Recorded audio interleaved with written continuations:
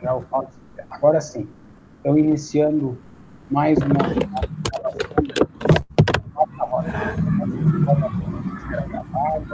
Depois, essa gravação vai ser disponibilizada em alguma plataforma de vídeo. Provavelmente o YouTube da Corley 100 ou até alguma outra, certo? Então, deixa eu colocar aqui brevemente, mostrar para vocês a programação da quarta roda de conversas. Nós temos o Éder Luiz, da licenciatura em Geografia, a Alessandra, da licenciatura em Matemática, o Luigi, da licenciatura em Matemática, e a Jennifer, da licenciatura em Educação Física. As orientadoras, a Élida Pazini, a Denise, a Andréia e a Rosé. Muito bem, então, a professora Margarete me acompanha aqui na mediação. Olá a todos e a todas. Eu estava com a internet meio instável, então, se eu por acaso cair, Carlos, tu segue, porque estava funcionando toda a tarde, mas agora... É importante. Isso aí. Ok. Então, bem-vindos e bem-vindas, e vamos, então, ouvir as apresentações e depois faremos a discussão. Então, tá. O primeiro da lista aqui é o Éder Luiz, da Geografia. Carlos, boa noite a todos. Eu fiz uma solicitação ali no chat, eu queria fazer uma colocação, se fosse possível. Professora Roseli. Sim, faça. Pode fazer. Fique à vontade. Então, boa noite, Carlos. Na verdade, é uma solicitação de inversão da ordem de apresentação. Eu vou justificar o motivo. Eu vou representar a minha aluna nessa apresentação, e eu estou numa situação que todos aqui devem estar cientes do que acontece. Eu estou com uma pequena em casa, e neste momento eu consigo com tranquilidade fazer a apresentação, e daqui um pouco eu já não sei como é que as coisas vão acontecer por aqui. Então, se fosse possível, eu gostaria de fazer essa apresentação, e aí depois eu continuo escutando, enfim, e participando. Então tá, pode iniciar então, fique à vontade, seja bem-vinda.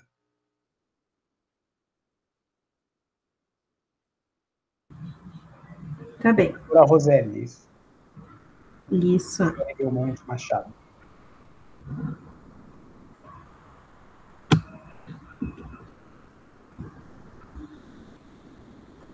Bom, então deixa eu já me apresentar. Eu sou a professora Roseli Belmonte Machado, trabalho na EZEFID e na Escola de Educação Física, com o curso de Educação Física.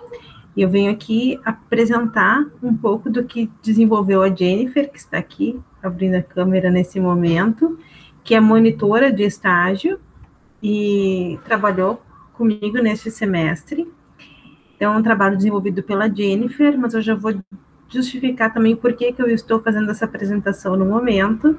A Jennifer, hoje, pela tarde, ela concluiu, ela tem o curso de licenciatura em Educação Física, e agora ela faz o bacharelado.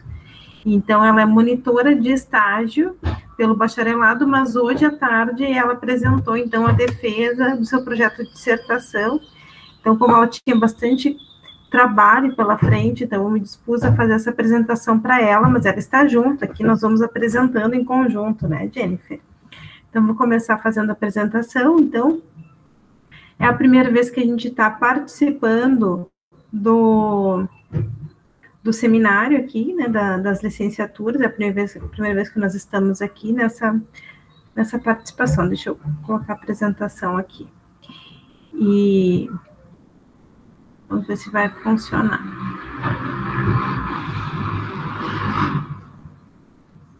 Vocês estão enxergando a apresentação? Porque agora eu não vejo mais vocês, é isso, né? Sim, está aparecendo já, Roseli. Que bom. Bom, então, assim, o que nós, a Jennifer, então, a partir do que a gente veio conversando, durante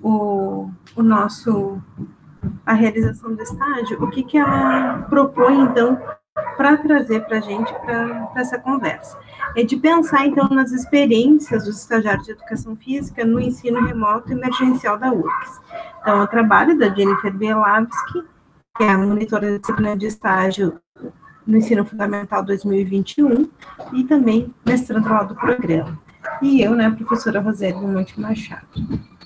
Bom, então, algumas notas introdutórias que a gente tinha colocado, estamos apresentando bem como uma atividade de pesquisa. Então, colocando toda a situação que a gente já conhece do ano de 2020 e o que vem a pandemia, o que isso acarretou.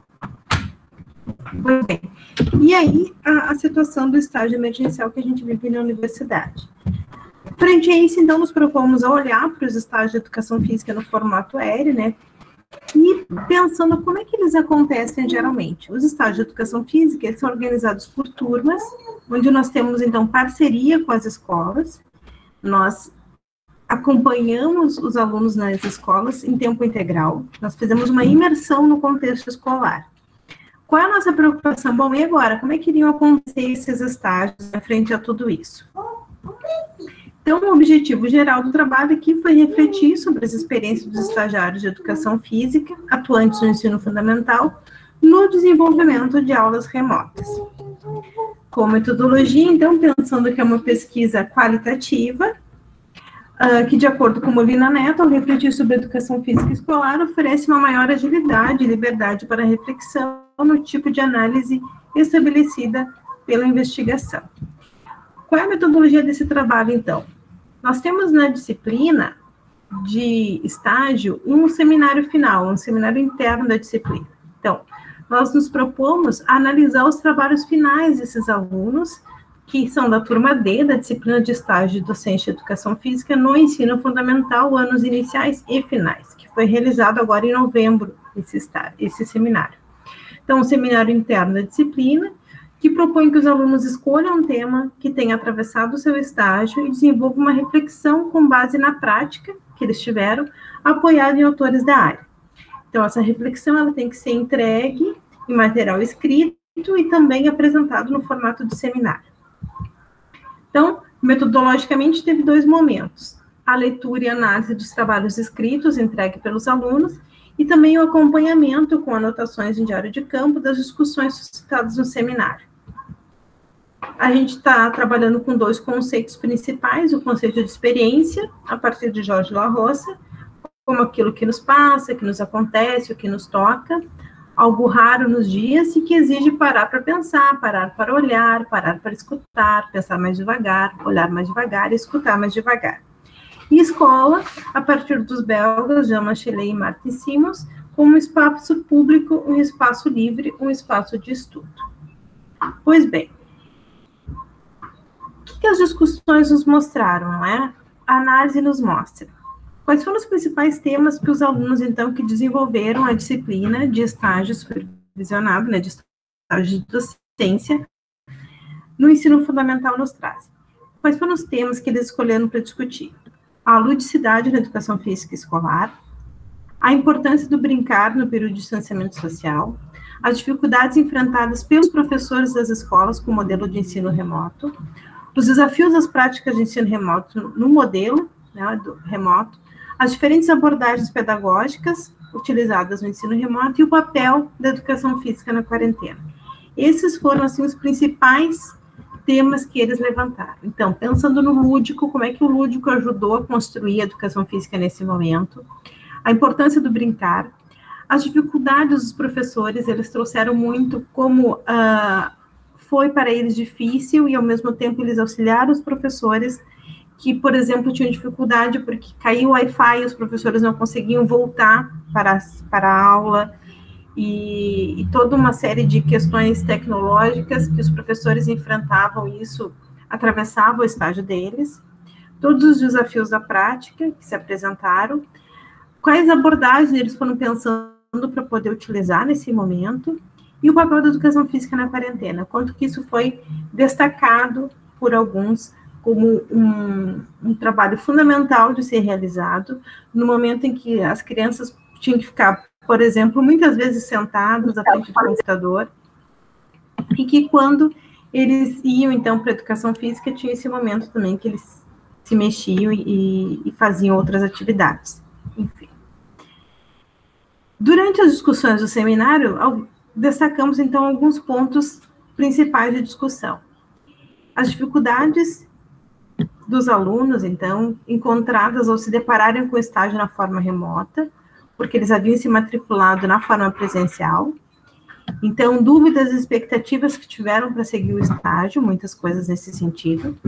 Os primeiros contatos com o diferente, com a mudança, alguns disseram, professora, nós fomos da quadra para o YouTube, com o novo, com as plataformas online e suas tecnologias, a insegurança por manter ou não o vínculo com os alunos. O vínculo com os alunos é algo bastante caro para a educação física, eles trabalham bastante em cima do estabelecimento de vínculos, então eles tinham essa dúvida. Muitos destaques para o que eles produziram, para as reinvenções, para as mudanças realizadas para ofertar o componente curricular da educação física, a construção de vídeos, a orientação de práticas corporais, mesmo sem contato, que é um desafio, porque pela orientação e de como orientar esses alunos a desenvolver uma prática corporal, sendo mediados pelo computador, né, por uma tela, minimização e adaptação de materiais. Então, na educação física, eles trabalham, geralmente nos estágios, com muitos materiais, eles levam muitas coisas por tentar ofertar diferentes práticas corporais para as crianças nas escolas. E, nesse momento, eles tiveram que fazer uma inversão, porque eles tinham que trabalhar com o que estava disponível em casa e ainda pensando nas mais diversas coisas que as crianças teriam ou não em casa. Então, de muitos materiais utilizados, eles tiveram que se reinventar para poucos. E tudo isso de forma também a afirmar o lugar da educação física na escola. Eles viram destaque para isso, o lugar da educação física na vida dos alunos e na quarentena. Então, muitos relatos de devolutivas às crianças e das famílias elogiando, então, essas aulas de educação física e que diferença isso fazia quando as crianças sabiam que tinham essas aulas. Mas, ao mesmo tempo, eles também destacam uma falta de alguns alunos de devolutivas, do que eles esperavam e que não retornava, coisas que vocês já estavam relatando aí, que a gente vê que é uma situação que ocorreu em diferentes estágios. Como considerações, o que a gente tem pensado, então? Poder pensar nesse momento, né, do ensino remoto como uma possibilidade de experiência para esses estagiários, né, de educação física, para que talvez eles possam ver e defender a escola, reforçar essa ideia de uma defesa da escola como um espaço público, um espaço livre, um espaço de estudo, e ao mesmo tempo que sejam capazes de defender e posicionar a educação física nesse contexto. Então, essas são as nossas reflexões, trazendo um pouco do que a gente viu e do que a gente presenciou a partir das experiências dos estagiários. Então é isso. Jennifer, quiser fazer alguma complementação? Inicialmente só agradecer a tua disponibilidade, né, de apresentar esse trabalho que a gente construiu juntas, justamente pelo motivo de eu ter qualificado a minha dissertação de mestrado agora há pouco. E nesse sentido, assim, da apresentação, isso mesmo que a gente tinha chego, assim, e a gente estava acompanhando desde o início ali aquela aflição de todos os estagiários, né, que estavam matriculados justamente para fazer um estágio que era presencial, e aí do nada se torna dessa forma remota. Então acho que para nós foi algo muito novo, para eles também foi, e acho que foi de um grande aprendizado, assim, poder compartilhar, estando monitora da disciplina nesse semestre, e junto com a Roseli e os alunos do estágio. Então, por enquanto é isso. Se tivermos tempo depois de discutir, de repente surjam umas novas discussões aí. Obrigada, gente. Obrigada, Roseli. Obrigado, parabéns a Jennifer, então, por essa etapa acadêmica cumprida. Roseli, também muito obrigado. E vamos seguindo as apresentações. Agora, então, o Éder Luiz. Está presente o Éder Luiz? Vamos ver aqui. Ele não está aqui na lista, né? Então, vamos passar para o próximo. Acho que ele não está presente no momento. A Alessandra, da licenciatura em Matemática. Oi, estou aqui. Oi, Alessandra. Então, bem-vinda. Fique à vontade para contar a tua experiência. Tá certo. Vou compartilhar, então, a tela para mostrar os slides, né? Só um pouquinho.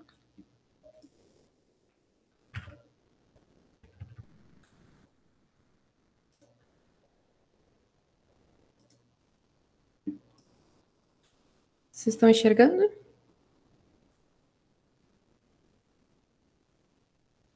Sim. Ok. Então, o meu trabalho se chama Criando Videoaulas, como e para quem? É uma pergunta, né? Eu sou aluna da licenciatura em Matemática, e então, nesse semestre, eu estava cursando estágio em Educação Matemática 2, com a professora Andréa Dalcin, que também foi minha orientadora, né, e inclusive nesse trabalho. E esse estágio ele é para ensino fundamental, né? Então, eu fiz no 9º ano, uma turma de 9º ano na Escola Estadual de Ensino Fundamental Paraíba, que fica em Porto Alegre, no bairro Aberta dos Morros, que inclusive é um bairro que eu não conhecia, né? Eu não conheço a escola fisicamente, e eu não conheço, acho que nem aquela região de Porto Alegre, inclusive, mas pelo que a professora regente da turma me contou, os alunos dessa turma, eles tinham bastante acesso à internet, eles tinham acesso aos aparelhos, né, telefone, essas coisas. Então, eu, de início, tinha uma expectativa de poder ter um contato com eles mais direto, assim, né? Bom, mas falando então em videoaulas, no caso, esse contato não aconteceu com os alunos. Então, eu tive que optar por fazer videoaulas. E aí, como é que eu fiz essas videoaulas, né? De início, eu fiquei sabendo sobre o OBS Studio, que é um programa para gravar a tela do computador, e eu decidi usar ele porque eu não tenho um quadro em casa, eu tenho um quadro branco que é muito pequeno, não tem como ficar apagando, né? Eu tenho experiência em gravação de vídeo, mas não de gravar a tela do computador, e sim gravação de vídeo normal, né, com câmera, em que a gente fica na frente da câmera falando, mas eu nunca gravei uma videoaula, nunca ensinei na frente de uma câmera, e eu não achava que fazer basicamente o que eu faria na escola, na frente de uma câmera, não daria tão certo, inclusive eu não tenho todo o aparelho em casa para isso. Então, eu decidi usar o OBS Studio. O DaVinci Resolve, ele é um programa de edição de vídeo, que eu também já tinha experiência em usar, né? Então, eu acabei usando ele. E o YouTube também para poder enviar esses vídeos para os alunos. Junto, eu também utilizei muito o GeoGebra, que o meu colega vai falar mais a fundo depois com vocês na apresentação dele. Mas eu não vou falar muito a fundo sobre esses três aqui, né, que também é o aplicativo EpochCamp, inclusive eu estou usando agora para vocês poderem me ver, que é um aplicativo para utilizar o celular como webcam, e o Adobe Illustrator, que é um programa que eu também já tinha experiência usando, mas da mesma forma também tem como usar o Google Jamboard, que é junto ali das plataformas que o Google oferece, é como se fosse um quadro branco para dar aula, né? Para a gente poder escrever e apresentar para os alunos. Então, primeiramente, sobre o OBS Studio, para definitivamente fazer a gravação dos vídeos, a gente tem essa interface de início, a gente abre o programa, a gente enxerga isso. Essa tela preta toda aqui é é a nossa tela do computador, que por enquanto não tem nada, porque tu tem que adicionar, né? Tu tem que adicionar o que tu vai gravar dentro dessa tela preta.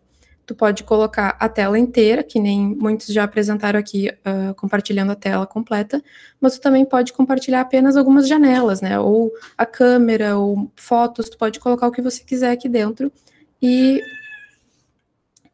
Desculpa, minha gata tá miando aqui. Então, aqui no canto, eu coloquei essa moldura, que foi eu que fiz mesmo com o Adobe Illustrator, né? Eu fiz essa moldura com essas estrelinhas, e ali dentro eu deixava a minha câmera.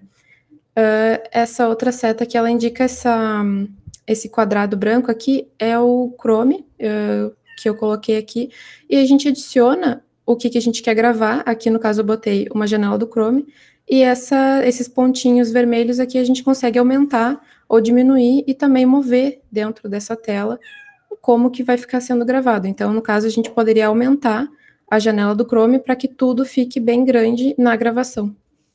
Ali no canto, a gente consegue ver que tem as cenas e as fontes, né? Então, essas fontes, ou seja, tudo que a gente adiciona para ser gravado, vai ficar aqui dentro dessas fontes.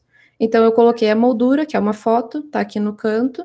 Eu coloquei a câmera, que é o que o EpoCam, né, o webcam, vai ficar aqui sendo gravado.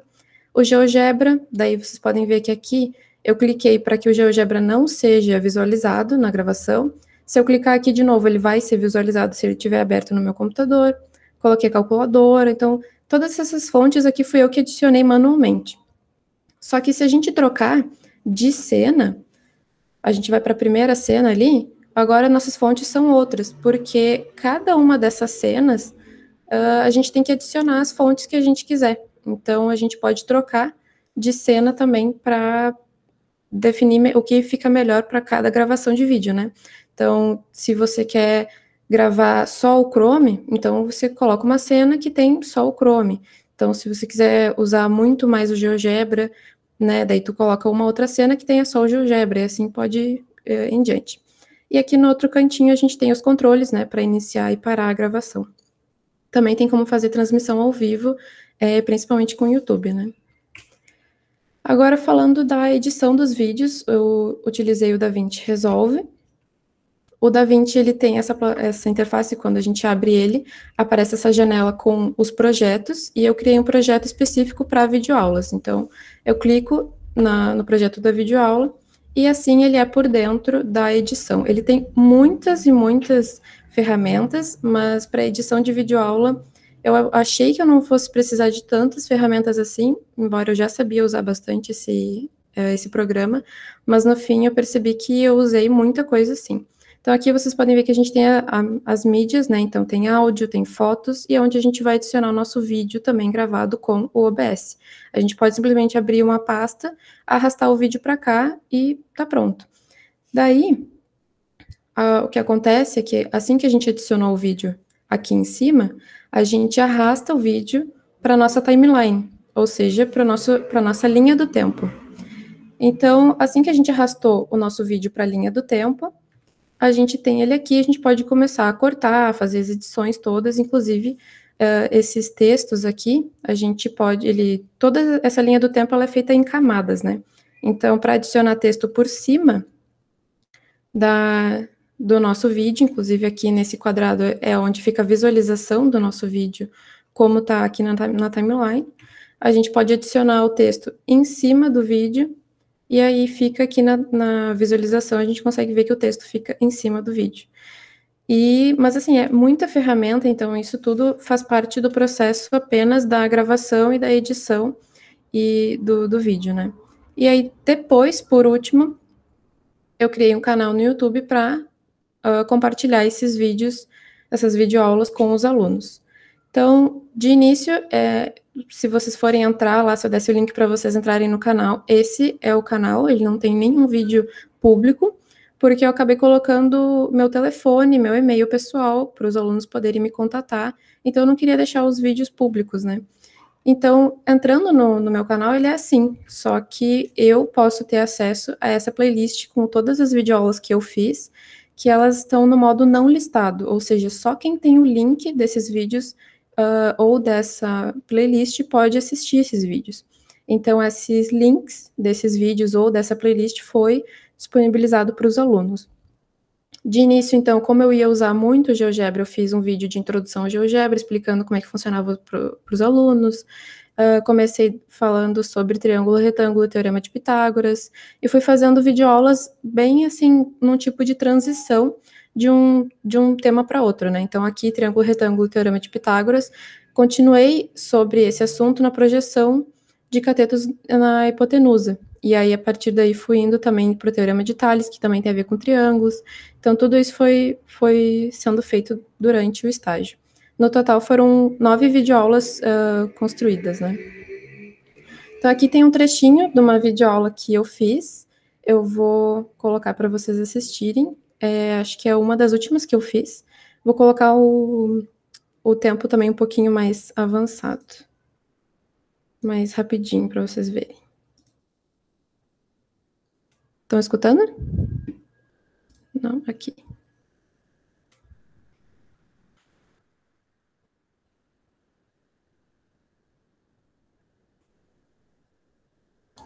Não dá para escutar, Alessandra.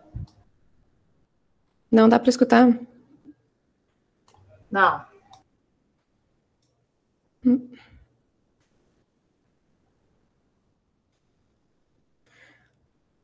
Bom, mas a questão aqui no início... Opa! É o que acontece. Eu fiz a medida desse lado aqui, né, do lado do hexágono, e eu estou explicando que esse lado do hexágono, como ele é regular, né, ele vai ter a mesma medida desse lado desse triângulo aqui. Só que, em vez de falar a mesma medida, eu falei o mesmo lado, e eu falei errado. E como é que eu vou fazer isso? Como é que eu vou remediar isso, né?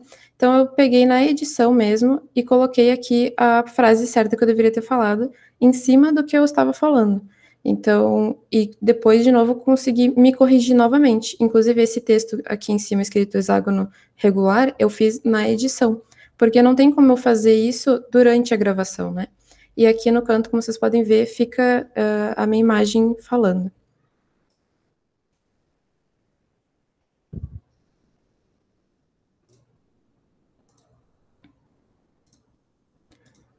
E aí também fiz um triângulo regular para explicar o que é um triângulo equilátero. E com o GeoGebra eu fiz a medida dos lados para, né, comprovar que era um triângulo equilátero. Eu fiz a medida dos lados e depois medi os ângulos também. Então aqui a gente pode ver que tem todos os lados medidos e os ângulos também, comprovando então que era um triângulo regular, né, ou seja, um triângulo equilátero. Então, todas as videoaulas eu decidi fazer nesse estilo, e algumas vezes na edição, né, vocês podem ver todos os textos, algumas vezes eu fazia zoom, né, eu utilizava como se fosse um zoom para dar uma ênfase em alguma parte da tela, tudo isso é feito na edição. Esse vídeo aqui em específico tem 38 minutos no total. Mas para gravar, eu lembro que nesse dia eu fiquei em torno de 2 horas gravando, e mais do que isso para editar o vídeo, né? Os vídeos todos, que eu fiz em partes. Então, tudo isso é mais ou menos o tempo que eu levei para fazer os vídeos, né? E falando então sobre os outros aplicativos e softwares bem rapidinho, esse foi o aplicativo EpochCam que eu usei para gravar, porque eu não tenho uma webcam em casa, né? E a webcam, agora com essa pandemia, as webcams ficaram muito caras, não tinha como comprar. E aí eu usei o próprio celular, só que eu tenho que deixar ele na tomada enquanto eu faço as gravações, mas fora isso é bem tranquilo de fazer as gravações. O Adobe Illustrator, que eu uso como quadro branco.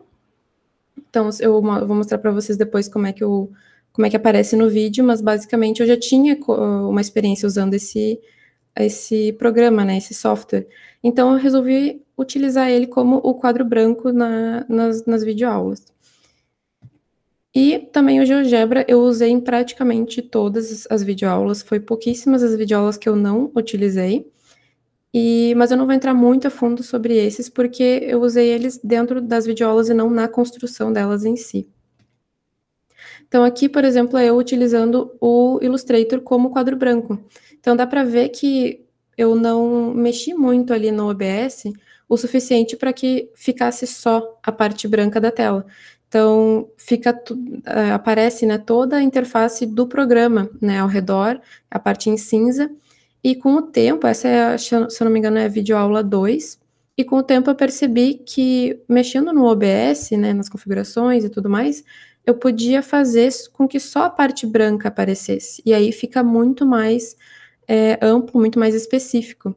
E aí, inclusive, a calculadora ali no canto, como vocês podem ver, diversas vezes eu usei a calculadora nas videoaulas, e às vezes eu colocava ela em alguma parte da tela que me atrapalhava na gravação, mas sem eu perceber. né? Porque o OBS funciona como camadas, né? Todas as janelas, elas funcionam como camadas. Então, mesmo que tal janela esteja minimizada, aquela janela vai estar sendo gravada por cima de outra janela. Então, eu acabava esquecendo que a calculadora estava aberta, continuava meu vídeo, e aí, só na edição, eu via que eu tinha que gravar tudo de novo, porque a calculadora ficava na frente. Então, essas coisas eu fui pegando com o tempo, né, de fazer as videoaulas. Então, agora, vou entrar na questão de para quem que é essas videoaulas, né? Então, falando sobre o acesso ao Classroom, eu não tive o acesso ao Classroom desde o início, porque a escola não sabia como fazer. Oi? Alessandra, oi, desculpe te interromper, é que ainda temos outras apresentações e eu não sei se tu já está concluindo. Sim, estou concluindo já. Tá bom, ok. Tá, obrigada. Então, eu não tive acesso ao Classroom desde o início, eu tive na última semana do estágio só. Então, essa informação não foi passada para as escolas sobre os estagiários, nem para a professora, ninguém sabia, até descobrir foi tarde demais. Então, só as videoaulas foi o que aconteceu. Então, o feedback dos alunos era muito mínimo. Pelo que eu vi no Classroom, eram 28 alunos na turma, e em média era 3 ou 6 trabalhos entregues. E aí, sem ter o feedback dos alunos, como é que eu sei que alguém definitivamente está aprendendo, né? Eu não tenho os comentários no vídeo, porque os alunos não comentam, eu não tenho acesso ao Classroom, então eu não tenho acesso às atividades respondidas por eles. Então, fica tudo assim nesse limbo, né? Sem saber. E aí, nos aprendizados e desafios, eu coloco tudo junto, que planejar e construir as videoaulas foi tanto um aprendizado quanto um desafio, porque eu vi que construir videoaulas era muito mais complicado do que eu esperava, por já ter essa experiência de construir vídeos. Eu achava que ia ser tranquilo e não foi, mas eu vi que quanto mais eu planejo uma videoaula, melhor ela fica tanto para mim na questão de tempo, quanto para a questão na hora de edição também, né? O vídeo fica melhor, porque eu já fico mais segura na hora de gravar também. E, basicamente, então, eu aprendi, aliás, as minhas habilidades digitais melhoraram, já tinha, mas eu acho que melhorou muito por ter que fazer isso semanalmente. E a falta de contato com os alunos e a organização e delimitação de tempo foram meus desafios, porque estar o tempo todo em casa é um desafio grande para quem tem que fazer toda essa organização, e é isso, né? Então, é esse meu trabalho, meu relato sobre o estágio.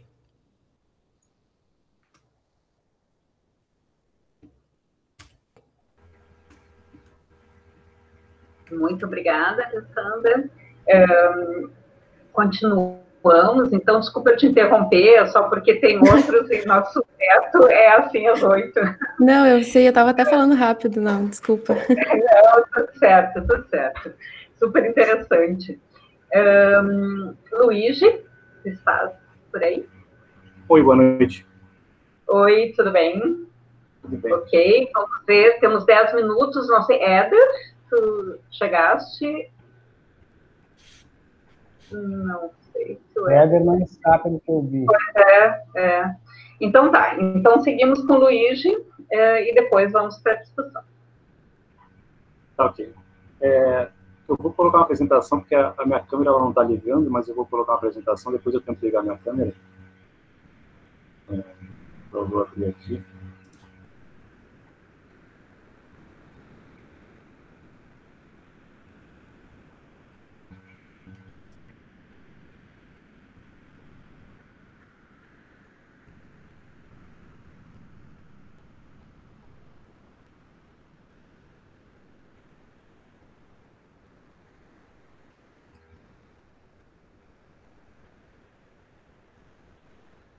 Só um instantinho, porque o apresentar agora travou aqui, deve estar pensando aqui, só um instantinho.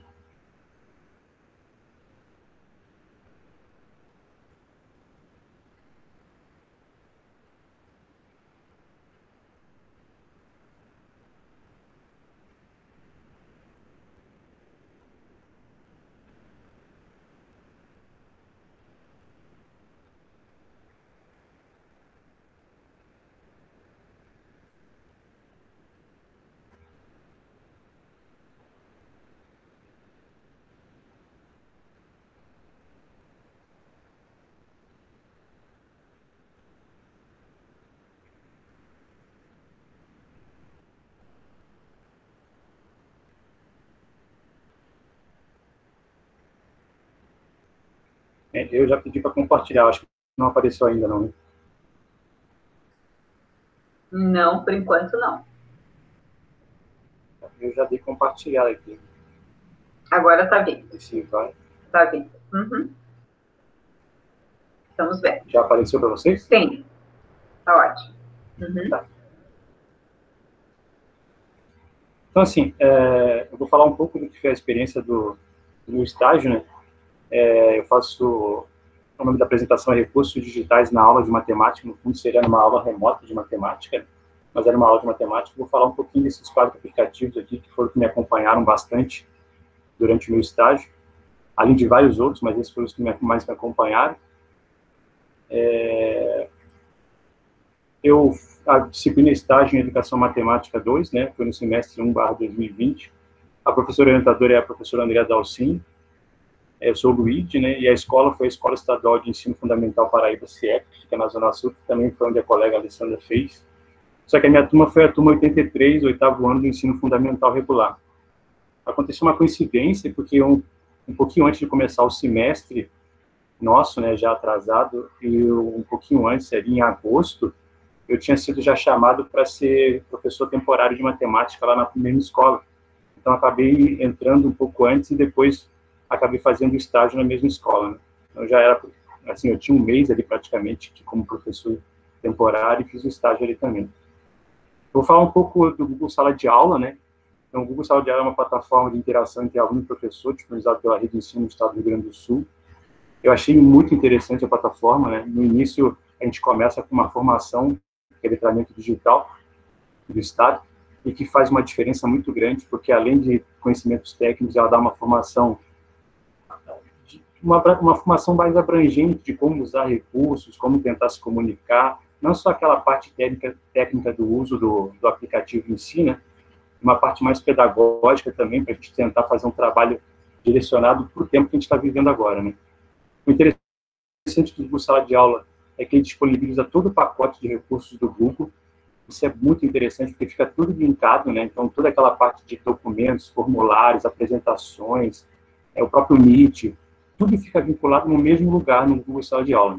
Ele é organizado por turma, atividade e aluno, então tem uma organização que ajuda bastante quem está trabalhando. Então, diferente da colega, eu tive acesso desde o início ao Google Sala de Aula, então eu tive acesso à turma desde o início, né? E também o bom é o link com e-mail e Drive, porque tudo que a gente faz cai direto no Drive, os arquivos, e o link com e-mail é bem interessante, porque como eu tenho e-mail do Google, tudo que acontecia quando um aluno ou alguma coisa caía para mim lá dentro do Google Sala de Aula, eu era avisado pelo e-mail, porque ele avisa tudo que está acontecendo lá dentro. Então, se algum aluno me mandou uma mensagem, o e-mail já me avisava. Então, isso foi bem interessante, porque você está sabendo o que está acontecendo o tempo inteiro, né? Essa aqui é a cara do Google Sala de Aula. Vocês estão vendo a minha setinha se mexendo aí? Sim. Uhum. Tá. Então, essa aqui é a cara do Google Sala de Aula, ela aparece as turmas, né? Tem toda uma organização que faz com que o professor, no caso ali eu como estagiário, tivesse acesso à turma 83, e tem todo um pacote de letramento digital que ele é separado, onde o professor entra, né? E ele consegue fazer todo o seu treinamento, né, seu acompanhamento para poder usar a plataforma, e como eu disse, não só a parte técnica, mas a parte pedagógica também. Na sequência, quando você entra aqui na turma, você tem essa cara, né, onde você tem um mural, onde é como se fosse uma timeline de uma rede social, onde você se comunica com os alunos, você pode se comunicar com a turma inteira, ou com algum aluno específico. Tem uma área de atividades, pessoas, notas, que você vai trabalhando em cima disso, né. E aqui está todo o pacote do Google, onde você pode estar trabalhando o que você quiser. O interessante é que dentro desse pacote, ele cai tudo direto no Drive, já completamente organizado por turmas, né? Então, qualquer material que ia para a turma ou voltava da turma, cai direto já no Drive, organizado por pastas, né? E interessante dizer também que, por estar no Google Sala de Aula, alguns recursos que a gente tem no Google normal, como pessoa física, eles eram a mais aqui. Então, muita coisa só aparecia para mim quando eu abria com o meu e-mail do Educar RS, né? Então, isso foi bem interessante. Então, junto ao Google Sala de Aula, eu usei o Google Meet bastante, né, eu fiz todas as aulas síncronas via Google Meet. As assíncronas eu colocava o material direto no Google Classroom, e as síncronas era pelo Google Meet, que é isso que a gente está usando agora. Então, é uma ferramenta para transmissão ao vídeo de videoaulas, né? No fundo, ela começou como videoconferência, mas pela necessidade virou videoaulas, né? Permite ao professor uma comunicação direta com os alunos, através de vídeo, apresentações ou aplicativos. O aluno participa via vídeo, áudio, chat, tanto por computador quanto celular. A maioria dos alunos com quem eu tive contato estava usando por celular, porque tem um aplicativo que você baixa no celular, que já é direto para você usar o Google Classroom e o Google Meet. Então, você não precisa ver numa internet, pode abrir um aplicativo específico, como se fosse um Facebook, né? Permite gravar a aula, coisa que a gente não tem acesso quando é pessoa física, você tem que ter o pacote do Google Suite, que é o Google Classroom, para você poder fazer uma gravação de aula. Isso foi fundamental, porque muitos alunos não conseguem assistir na hora, seja por causa da internet, seja por alguns motivos particulares. Então, eu sempre, depois da aula, eu gravava e colocava no mural para que eles pudessem assistir num outro horário, né? E é a organização que ajudava bastante, né? A gravação vai direto para o Google Drive. Então, lá estão todas as gravações das aulas que foram feitas, né? Aqui a cara eu só coloquei porque eu não sabia que a gente usava o Google Meet. E esse levantar a mão apareceu há pouco tempo, acho que tem umas 2, 3 semanas aqui, mas a gente já conhece aqui, a gente inclusive está usando, né? O terceiro aplicativo, aí já sai um pouquinho do pacote do Google, que é o Google Classroom, o Google Meet. Aí foi um aplicativo que é parecido com o que a Alessandra falou, é o Webcam, só que eu usei de uma forma diferente, né? Um aplicativo que transforma a câmera do celular numa webcam. É preciso baixar o software no celular e no computador, o que é filmado pela câmera do celular é passado direto na tela do computador. Então, pode-se usar para gravações, eu fiz isso também, e para uso online numa videoaula, foi o que eu mais fiz. Para quem não tem uma mesa digitalizadora, que realmente ficou muito cara agora na época da pandemia, é uma forma de gravar a escrita no papel. Só que para usar o Webcam, eu tive que fazer uma certa engenharia, né? Então, aqui eu mostro para vocês como é que eu fiz. Então, eu não inventei isso, né? Eu procurei alguns tutoriais na internet, muita gente estava já criando esse modelo. Então, você bota o celular, né, em cima de uns apoios, isso aqui são os pés que tinham sobrando em casa lá para... Pés de fogão isso aqui, né? Eu botei um em cima do outro para dar um espaço suficiente. Você bota o celular em cima de uma prateleira de vidro, que eu também tenho em casa, né? Aí eu aproveitei. E aqui fica o papel, onde às vezes pode estar em branco, às vezes pode ter alguma coisa escrita, você completar com figura, alguma coisa, né? E aqui dá para ver direto, né, que o que está aparecendo lá, debaixo do celular, está aparecendo na tela do computador, né? Então, na prática, como é que funcionava? Eu mexia lá, escrevendo, né, e o que escrevia já aparecia direto na tela do computador, porque isso aqui eu replicava para o Google Meet, como eu estou fazendo agora, como se fosse uma apresentação. Então, conforme eu ia falando, eu ia escrevendo, e ia trabalhando com os alunos, né, para que eles pudessem acompanhar como se fosse um quadro, né? Então, só que aqui me permitiu fazer de uma forma sem comprar nada, porque isso tudo aqui eu tinha em casa, né? Mas usei os recursos que eu podia usar e consegui montar uma forma de me comunicar, não só através de apresentações, que eu acho que é uma coisa que cansa muito o aluno, né? Então, isso a gente vai falar um pouquinho daqui a pouco, mas para poder acompanhar o que estava sendo feito, né? Isso aqui me ajudou bastante. E outra coisa que me ajudou bastante é o GeoGebra. Para quem não conhece, né? O pessoal da matemática conhece bastante, de repente o pessoal de fora não conhece. O GeoGebra é um aplicativo de matemática dinâmica. Por que matemática dinâmica? Diferente de um quadro negro, ele é uma matemática que você pode trabalhar com ela com figuras, com números, que for, né, com qualquer conteúdo, mas que você pode mexer com ele. Daqui a pouco eu vou dar um exemplo para ficar mais claro, né?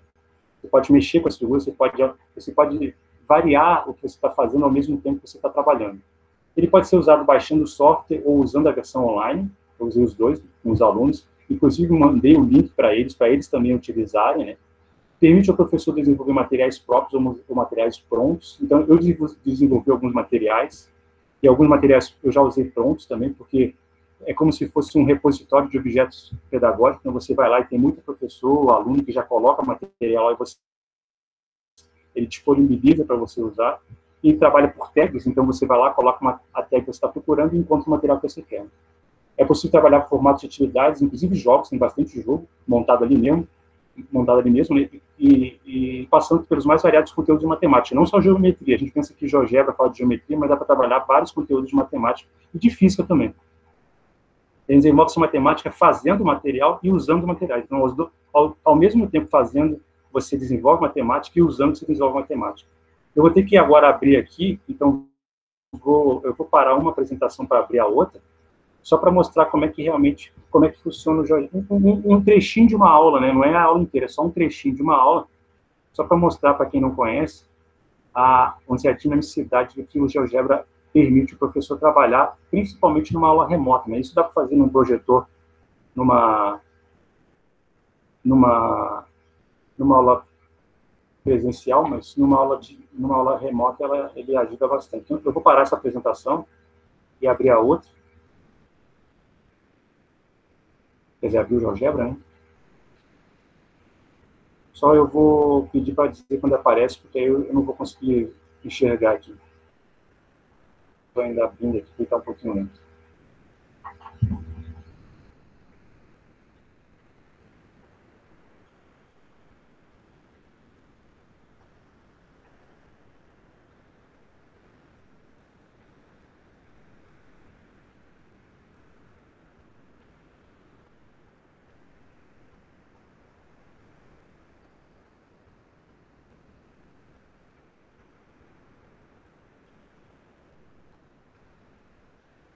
Quando aparecer para vocês, eu peço que me avise só. Ok, eu te aviso.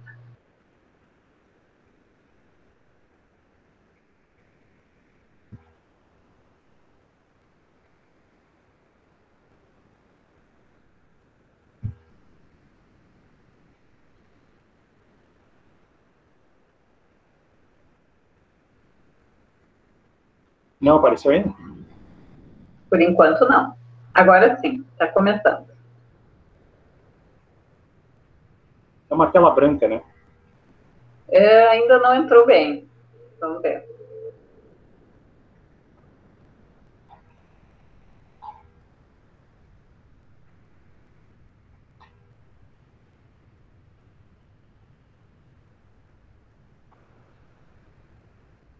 Agora entrou a tela branca. Tá. Então, assim, vocês conseguem ver o cursor mexendo, né? Sim. Uhum. Tá. Então, esse aqui é o GeoGebra, ele tem vários menus aqui, né? Eu vou passar rapidinho qual foi um dos trechinhos de uma aula. Eu posso chegar com o material pronto, como eu falei, ou posso fazer um material na hora, ou fazer um material guardado, que o aluno vai estar acompanhando como é que foi a construção. Nesse aqui foi essa terceira opção, onde o material estava pré-pronto, e eu fui mostrando ele aos poucos, né? Então, por exemplo, eu tenho ali um ponto, um terceiro ponto, e a aula era sobre a soma das medidas dos ângulos internos de um triângulo, e para quem não lembra, é 180 graus, né? Então, a gente monta um triângulo, e depois do triângulo, aí, isso aqui, como foi um trecho de uma aula, já tinha passado por algumas coisas, então algumas coisas os alunos já sabiam. Está um pouquinho lento, eu não sei se é a minha internet aqui, mas está lento um pouquinho. Mas já apareceu o triângulo para vocês, né? Sim. Então, por exemplo, ali, a gente enxerga que o próprio software já mostra os ângulos para a gente, e em cima do que foi explicado para os alunos, foi traçada uma linha paralela à base.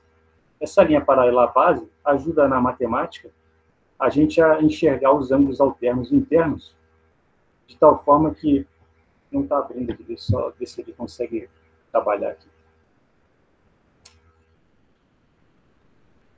Aqui. Isso. Então, para quem lembra um pouquinho de matemática, esse ângulo interno, esses dois ângulos aqui são alternos e internos, então eles têm o mesmo valor. Esses dois ângulos aqui são alternos e internos, eles têm o mesmo valor. Então, ao somar os três, a gente tem a meia-lua, e essa meia-lua são 180 graus. É a mesma soma dos três ângulos que estão internos no triângulo. Então, assim foi como eu fiz a aula, eu fui mostrando para eles. E o melhor do GeoGebra, se ele me permitir aqui, é justamente a dinamicidade, porque isso aqui é um triângulo, né? Mas eu posso fazer qualquer triângulo e mostrar para qualquer triângulo. Para travar um pouquinho de novo.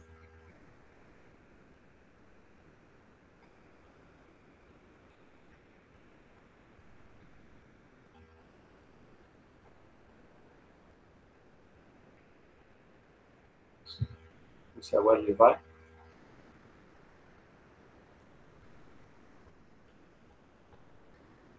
Então, ele me permite mostrar que para qualquer triângulo, em qualquer posição que eu pare, ele vai continuar tendo três ângulos somados, que vai ser sempre 180 graus. E foi bem interessante, porque teve aluno perguntando, mas professor, vai ser sempre mesmo? Eu disse, vai ser sempre. Onde é que você quer que eu pare? Aí eu parava e mostrava, ó, tá aqui os três ângulos somados 180, os três ângulos de novo somados 180.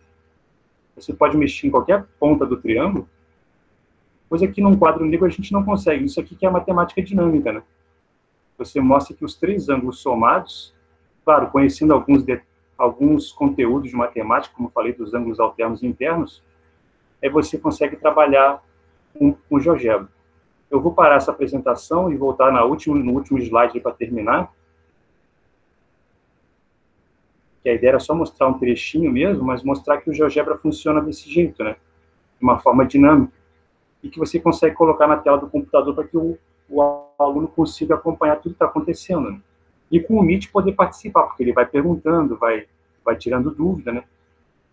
E para terminar aqui, as considerações finais, já está aparecendo para vocês? Está entrando. Ok, entrou. Tá. Assim, quais foram os desafios, né? Acho que os maiores desafios foi como sentir a turma nas aulas síncronas, e era bem difícil, porque, diferente de uma aula que eu tive a oportunidade nos laboratórios, no estágio 1, de você olhar para a turma, você olhar o rosto do aluno, você sentir aquela cara de dúvida, aquela cara de tristeza, aquela cara de alegria, é difícil, porque a maioria deles, ainda mais nessa faixa de idade, 13, 14 anos, ficam com as câmeras fechadas, então eu ficava puxando por eles o tempo inteiro para perguntar se estavam entendendo, se estavam dormindo, se estavam acompanhando, se alguém queria falar alguma coisa. Então, eu acho que às vezes era até meio chato. O controle dos recursos digitais, porque foi o que aconteceu aqui, né? Você fecha uma câmera, abre outra, você abre um recurso, fecha outro, tu pensa que vai cair tudo, vai parar tudo. Então, o desafio também técnico era controlar os recursos e a comunicação com os alunos, principalmente nas assíncronas, né? Porque eu aproveitei muitas as atividades assíncronas para fazer bastante comentário. Naquele mural lá, eu botava bastante observações para eles, mas era um desafio, porque você, ao mesmo tempo que muitos davam retorno, outros não. Né? Os aprendizados, acho que foi trabalhar com os recursos disponíveis, que foi o caso dos pezinhos do fogão, que era o que eu tinha em casa, então eu tinha que fazer de alguma forma que funcionasse, porque eu não tinha dinheiro para comprar um digitalizador, então eu tinha que fazer daquele jeito mesmo. A diversificação das atividades, eu tentei ao máximo, toda aula, fazer alguma coisa diferente, porque eu em nenhuma aula eu fiz só apresentação de PPT, quando eu fiz foi bem curtinha, só para dar uma introdução, porque eu acho que isso cansa muito, ainda mais nessa faixa de idade, e a importância do plano de aula, né? Acho que mais do que numa aula presencial, o plano de aula foi fundamental nessas aulas remotas. E aí eu agradeço, já vou falar isso, que a escola, do Ensino Fundamental Paraíba, no nome da diretora Maria de Lourdes e a vice-diretora Rose, e a professora Andréa Delcin, que ela simplesmente, no meu primeiro plano de aula, ela falou que estava horrível, e estava mesmo, e aquilo ali eu acho que mudou meu estágio. E eu tive que refazer todo o meu primeiro plano de aula, e a partir dali eu comecei a dar mais importância para o plano de aula. Era isso. Muito obrigada, Luiz. Só conferindo de novo se o Éder não chegou, embora a gente já esteja na nossa hora. Carlos? Não chegou. Então, acho que, assim, para fazer um fechamento e, de repente, abrir um pouco para algum comentário, queria agradecer muito todos e todas que apresentaram. Acho que desde cedo, né, desde o início da tarde, hoje a gente está conversando sobre, né, a reinvenção das nossas identidades profissionais, né, nesse período.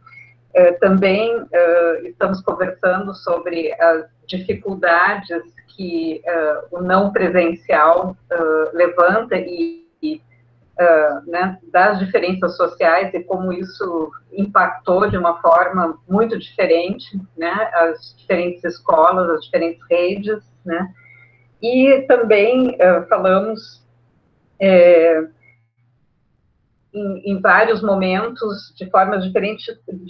Eu acho que nessa última roda aqui, mais ainda, da busca por recursos, né, por vários recursos diferentes que talvez a gente não usasse e que acabaram sendo formas de a gente reaprender e ter que estudar muito como professores e futuros professores e já professores para inventar, né, outros tipos de aulas, né.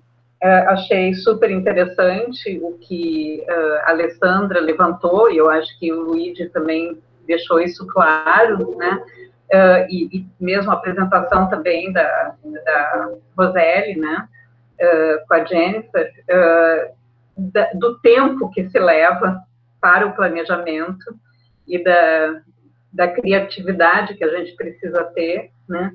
Eu acho que a Alessandra falou explicitamente sobre isso, como o tempo de planejamento e de estudo e de busca por essas outras, enfim, esses outros recursos, né, exigiu muito mais, né, de todos nós. Né? Então, com essas observações, eu queria abrir de novo para mais uns minutinhos, se alguém quiser acrescentar alguma coisa dos que apresentaram, ou outros também.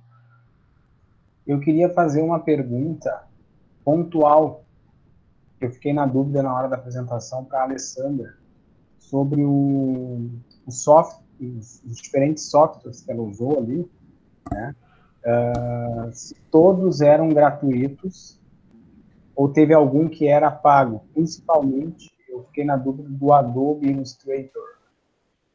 Se era pago, porque normalmente esses programas da Adobe são pagos, os mais diferentes, assim, né? Eu acabei esquecendo de comentar, mas o OBS, ele é gratuito. Até posso colocar o link no chat, porque eu separei aqui. Aqui. O OBS, ele é gratuito, dá para baixar direto do site. E não tem nada pago nele, não tem propaganda, inclusive. O DaVinci, no caso da edição dos vídeos, ele tem a versão paga, mas também tem a versão gratuita. E a versão gratuita é a que eu utilizo, e tem todas as ferramentas necessárias. Algumas coisas só que não tem, alguns efeitos muito mais, coisa de filme, assim, coisa mais aprofundada, que ele tem só na versão paga daí. E o Illustrator, sim, ele é pago, mas eu tenho a versão paga no meu computador instalado, que meu namorado instalou. Então, assim, eu não sei explicar, eu não pago ele, mas eu não sei explicar como é que ele tá aqui. Mas eu utilizo ele porque ele tá aqui instalado no meu computador. Mas eu coloquei até no slide o Google Jamboard, que ele é uma versão, como é que eu vou dizer? Ele é uma plataforma do Google que é tipo um quadro branco, e tu tem vários slides de quadros brancos, assim, e tem ali caneta, marcador, tu pode riscar, né, tudo como se fosse um quadro branco mesmo. Então, tu pode escolher cor, inclusive tem como tu fazer formas específicas, né, círculo, quadrado, essas coisas.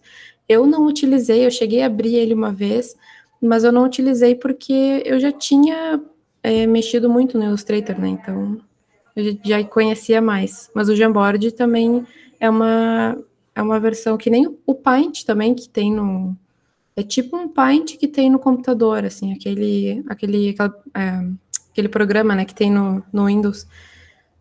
Mas aí o Jamboard tu pode salvar já na nuvem, né? Fica lá salvo no Drive, essas coisas. Ok. Não sei se mais alguém gostaria de fazer alguma pergunta. Eu creio que a gente está encerrando, né, essas sessões, essas rodas de conversa. Eu creio que essa quarta roda de conversa, ela fecha esse conjunto de dois sujeitos que estiveram protagonizando esse semestre, né, Margarete, que são os docentes lá na primeira roda de conversa, e depois os estagiários que também foram os protagonistas desse momento, assim. E todos tiveram os seus supervisores. Os supervisores desses estagiários. Então, eu creio que todos os trabalhos eles apresentaram, assim, de uma certa forma, uma visão bem particular daquele estágio, né? Por exemplo, o pessoal da matemática apresentou mais os recursos, né? Teve outros trabalhos que deram um enfoque mais para as sequências didáticas que foram feitas, né? Outros trabalhos deram mais enfoque para determinadas atividades específicas que foram feitas. Outros deram um enfoque grande para o retorno dos alunos, né? como foi esse retorno, como foi essa interação com os estudantes. Então, eu acho que, de uma certa maneira, todas as rodas de conversa que ocorreram, né, nessa maratona nossa, que ainda não terminou, elas deram conta, pelo menos, de uma boa parte, né, dessa multiplicidade de experiências que foram vivenciadas.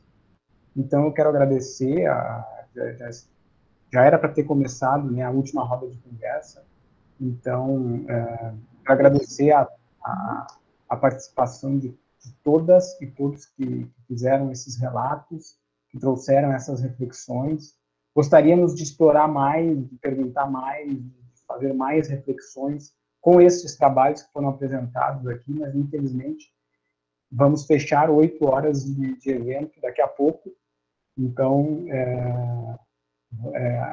temos uma limitação de tempo. Como eu falei antes, esse evento, de uma certa forma, ele mostrou que a gente precisa de espaços para conversarmos, né? É claro que há os espaços dentro dos estágios, os orientadores de estágio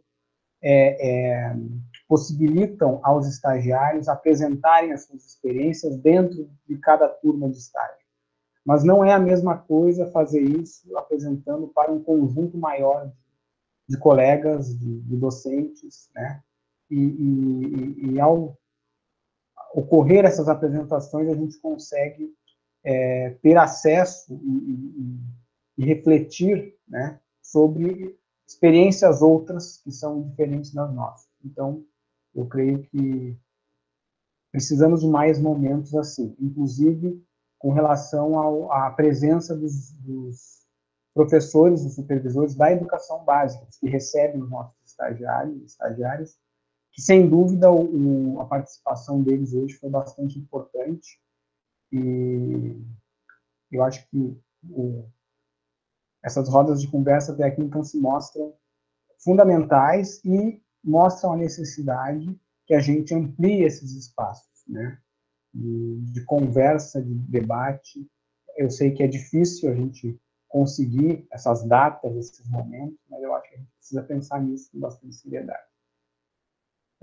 Então, muito obrigado aos que apresentaram. Margarete, não sei se quer falar ainda alguma coisa sobre, especificamente, as rodas de conversa que já ocorreram.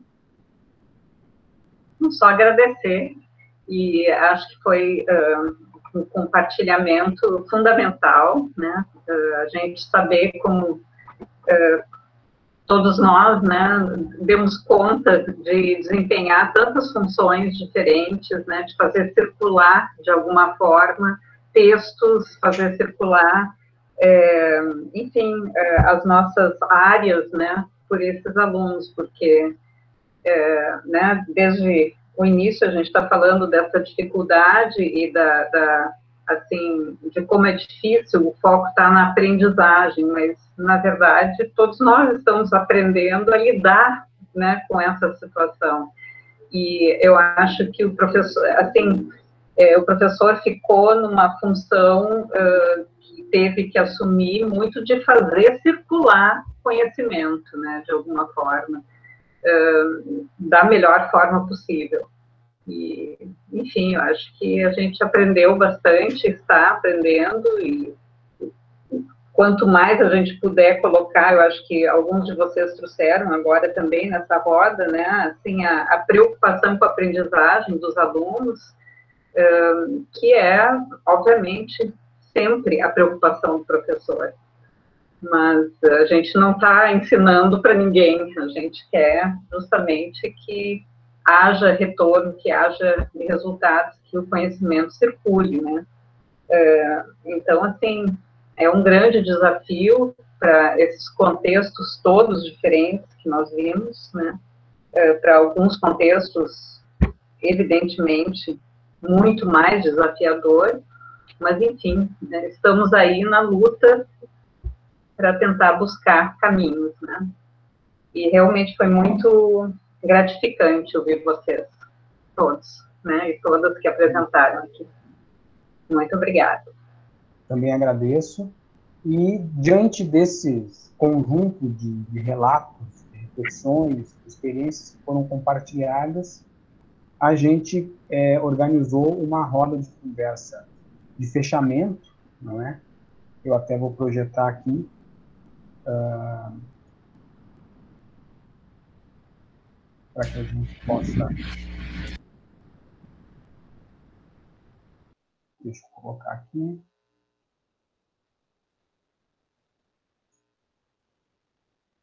Carlos, então, só para te lembrar de depois, quando tu iniciares de fato a última roda de conversa, antes de interromper a gravação. Perfeito. Então eu vou fazer isso agora. Sim, para a gente estar tentando minimizar os tempos, né? Para ficar mais leve os vídeos. Exato. Então eu vou interromper aqui.